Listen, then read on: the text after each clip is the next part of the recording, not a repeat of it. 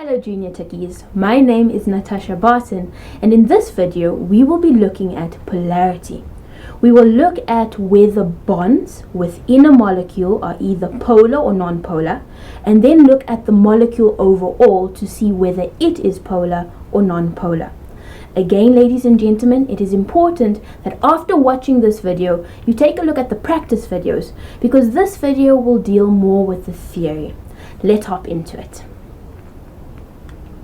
Polarity is basically the property of having poles or being polar. In this video, when we speak about polarity, we mean that one side of a bond or molecule is slightly negative, while the other side is slightly positive. So we are dealing with negative and positive poles. There are two places or two topics in which you would deal with polarity. Firstly, we would deal with the polarity of bonds. Another name that we can use for bonds is interatomic forces, because these are the forces between atoms inside of a molecule. Or we can refer to it as intramolecular forces, because these are the forces inside of the molecule. Again, this is polarity in the bonds, when we look at the bonds inside of a molecule. But then we can also look at the molecule overall to see whether it is polar or not. At this point, I would like to emphasize to you that polar bonds do not always mean polar molecules. We will look at this in a bit more detail later, but ladies and gentlemen, it is very, very important that you take this statement and remember it. Let's start off with polarity of bonds. In order to determine whether a bond is polar or non-polar, we need to take a look at electronegativities, the electronegativities of different atoms. Electronegativity is the tendency of an atom in a molecule to attract a bonding pair of electrons closer towards itself. So between two atoms, there needs to be at least one pair of electrons to create a bond. And the atom with the higher electronegativity is pulling that bond pair of electrons towards itself. That is basically what electronegativity is. Now you will find the electronegativities of your different atoms on the periodic table. On the screen, the electronegativity is given on the left-hand side of the atom symbol. Very important, electronegativity does not have a unit of measurement. It just indicates to us how much an atom is pulling electrons towards itself. In order to determine whether a molecule is polar or non-polar, we need to calculate, not a molecule, a bond is polar or non-polar. We need to calculate the difference in the electronegativity of the two bonded atoms to determine what type of bond will exist between them. To calculate the difference in the electronegativity, we subtract the smaller electronegativity from the larger electronegativity. Examples where you would find this, or rather the ranges in which you would find your answer, will determine what type of bond exists. So if you subtract the two electronegativities and you find that the electronegativity difference is 0, it means that the bond is non-polar. Another name for non-polar or non-polar bonds, or a non-polar covalent bond in this case, is a pure covalent bond. When you find that you calculate the electronegativity difference and it lies between 0 and 1, we say that we have a weak polar covalent bond. Basically, these two atoms are not sharing the electrons evenly or equally, but the one is pulling the electrons a bit more than the other. When you calculate the difference and you find that it lies between 1 and 2,1, we say that we have a strong polar covalent bond. And ladies and gentlemen, as soon as the difference in electronegativity is bigger than 2,1, we classify the bond as not being covalent at all, but being an ionic bond.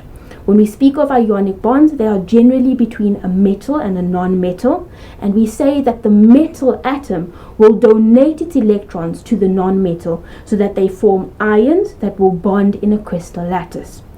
Now, sometimes you are not going to need to distinguish between weak polar covalent bonds and strong polar covalent bonds. We can refer to both of these as being polar covalent bonds. And polar covalent bonds, in summary, is just where you find that there is a difference in electronegativity between the two bonded atoms. And in general, these will be atoms that are both non-metals. Ways in which we can indicate that a bond is polar is by using delta notation, where slightly positive shows, of course, that that atom is slightly positive, and slightly negative implies that that atom has the higher electronegativity and is exerting a stronger force of attraction on the bond pair of electrons. We can also indicate what we refer to as the dipole moment by making use of an arrow that points towards the more electronegative atom. So an arrow as well will indicate that the bond is polar. We also speak of the polarity of molecules. And at this point, I would like you to create a new closet in your mind, because polarity of molecules, although it is affected by the polarity of the bond, is not the same as the polarity of the bond. Here we are speaking about the entire molecule. So again, polar bonds do not always mean polar molecules. This is a very important statement, junior techies. A molecule is non-polar if the charge is evenly distributed across it. So when you look at the entire molecule and you find that the charge is evenly distributed across it, we say that the molecule is non-polar. We say that the molecule is polar if the charge is unevenly distributed across it. And if ever you are asked to say why a molecule is polar or non-polar, these are the statements that you need to make in your answers. We speak about how the electrons are distributed across the molecule. In order to determine the polarity of a molecule, we can use the following steps. I will not be making use of an example in this video, so be sure to watch the practice videos if you are looking for an example. Number one, we draw the Lewis diagram of the molecule. Some of you may be familiar with the Cooper structure, and provided the question does not say that you must draw the Lewis diagram, you could make use of the Cooper structure. Number two, we identify each bond in the molecule as being either polar or non-polar. If all of the bonds, and I mean all of the bonds, are non-polar, then we can stop and say that the molecule is a non-polar molecule. But ladies and gentlemen, if there are any at all bonds that are polar, you need to move along to step number 3. Step 3 says use VSEPR theory to determine the shape of the molecule. Step 4, when you know more or less what the shape of the molecule is, says indicate the dipole moments of the bonds on your diagram. And you now know that you can do so using the arrows. Step 3 and 4 are not always compulsory, but you need to sort of go through these steps in your brain at minimum. Once you know how the dipole moments form, we then decide on whether the arrangement of arrows is symmetrical or asymmetrical. When we do this, we get an idea of whether the distribution of electrons is even or uneven. If we find that it is symmetrical, then we say that the molecule, which does contain polar bonds, is a non-polar molecule. But if it is asymmetrical, which tends to happen when we have non-ideal shapes, then we say that the molecule is polar. So here are a few examples of non-polar molecules. On the left-hand side, we have boron trifluoride, which is trigonal planar. Notice that we have boron at the center, and surrounding it are fluorine atoms. Each of these fluorine atoms have the same electronegativity. So as a result, the electrons, the charges, are evenly distributed around the entire molecule, and that is why it is non-polar. When we look at carbon tetrachloride on the right hand side, you will see that it has a tetrahedral structure, and again, because that carbon atom is surrounded by exactly the same atom, or in other words an atom with the same electronegativity, we find that there is an even distribution of charges, and therefore that it is non-polar.